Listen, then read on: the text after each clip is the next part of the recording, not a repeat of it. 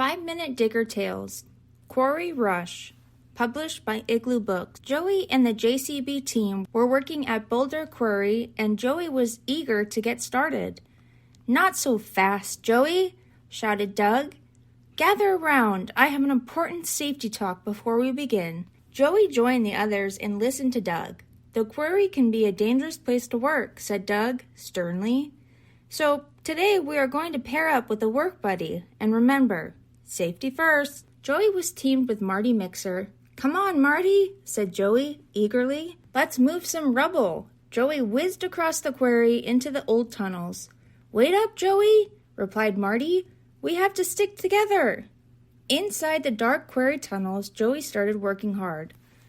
He dug up rubble, moved rocks, and zoomed through the tunnels, leaving Marty behind. "Not so fast, Joey!" shouted Marty. Remember what Doug said? Joey was too far ahead of Marty to hear his warnings. Too much rubble, too little. But before Joey could finish, the ground beneath his wheels crumbled. Crack!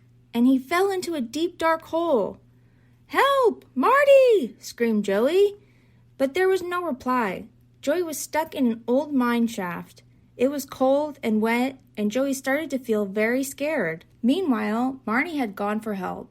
The JCB work buddies searched the tunnels, and before long, they found some side marks and a large dark hole. "Help!" shouted Joey. "I'm stuck!"